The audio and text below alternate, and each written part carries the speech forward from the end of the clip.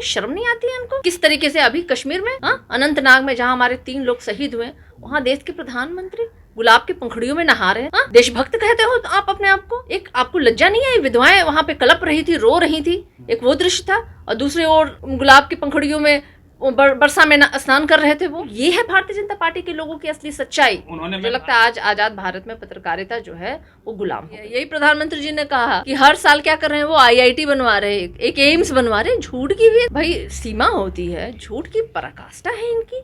फरेब जुमलाबाजी करते करते इन लोगों ने लगता है कि मतलब उसमें PhD करा है। एक ऐसे इंटायर पॉलिटिकल साइंस के विषय में इन लोगों ने भाई शिक्षा ग्रहण किया है जो पूरे भारत में कहीं पढ़ाई नहीं होती उसकी।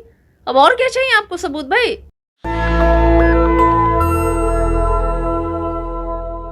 अमित शाह आज झंझारपुर में थे। उन्होंने भाषण में लालू यादव पे तीखा प्रहार किया है, नीतीश पर भी उन पे प्रहार किया है, लेकिन लालू यादव को विशेष टारगेट उन्होंने किया है। बताया है कि सनातन विरोधी हैं, राम मंदिर जब बन रहा था उसको लालू यादव ने ही अटकाया था। साथ में और भी कई बातें कही है, उस सब पे राय लेंगे। हमारे साथ सरिका पासवान जी हैं, RJD की प्रवक्ता मैम। लालू यादव जी को सनातन विरोधी आज बता रहे थे अमित शाह।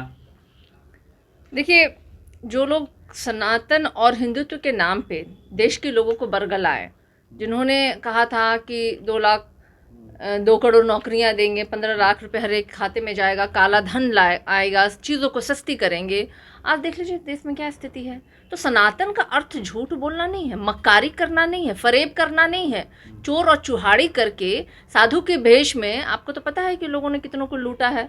रावण ने भी साधु का भेष धारण करके और सीता का हरण किया था। तो ये वही लोग हैं जो साधु की भेष में देश की जनता को लूटने वाले लोग हैं। तो ये सनातनी कहीं से कतई नहीं हो सकते, ना हिंदुत्व के ये पुरोधा मानने वाले लोग हो सकते हैं। अमित शाह का फोकस था कि बिहार में लूट, मर्डर, हत्या लगातार बढ़ रही है, क्राइम बढ़ रहा है। पूरे देश में दलितों पे अत्याचार, महिलाओं पे अत्याचार, सांसदों के द्वारा, बीजेपी के सांसदों के द्वारा खास करके, और जितने क्राइम ग्राफ है आप निकाल के देख लीजिए, आज तक महिलाओं पे सबसे ज़्यादा जिन लोगों ने शारीरिक रूप से उनके बलात्कार और हत्या जैसे घटनाओं में या उनके शारीरिक शोषण में जो लोग हैं वो सबसे ज़्यादा बीजेपी के लोग हैं।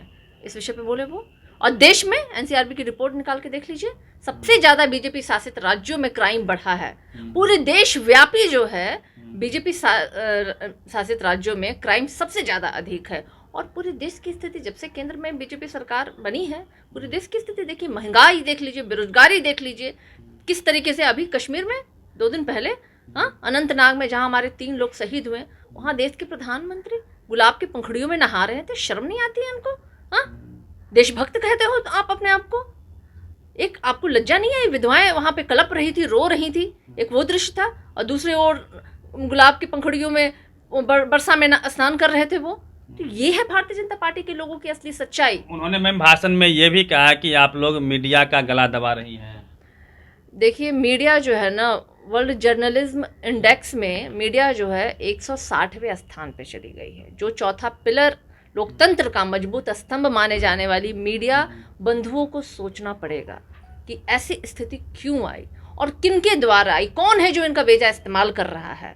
मुझे लगता है कि आज पुनः उन्हें जो कहते हैं स्वतंत्र पत्रकारिता और एक स्वतंत्र पत्रकार और सच बोलने वाला पत्रकार का देश को ज़रूरत है, ताकि जो लोग देश को गर्त में पहुंचा रहे हैं और हमारे चौथे पिलर को जिन लोगों ने मजदूर बना लिया है, बंधुआ मजदूर बना लिया है, ऐसे लोगों के चंगुल से निकल के पत्रकारिता को आज़ाद होने की ज़रूरत है। मुझे लगता है आज आज़ाद भारत में पत्रकारिता जो है वो गुलाम हो गई है। एक और सवाल था कि जो दरभंगा में एम्स की बात है, उसके लिए आप लोग ज़मीन नहीं दे रहे हैं, जहाँ ज़मीन दिया है वहाँ पे गड्ढे हैं।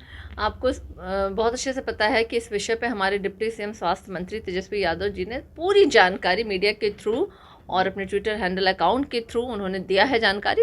तो सामने है, सब कुछ साफ है। अरे भाई, उन्होंने तो कह दिया था कि दरभंगा में एम्स बना दी है। यही प्रधानमंत्री जी ने कहा कि हर साल क्या कर रहे हैं वो, IIT बनवा रहे हैं, एक एम्स बनवा रहे हैं। झूठ की भी भाई सीमा होती है, झूठ की पराकाष्ठा है इनकी।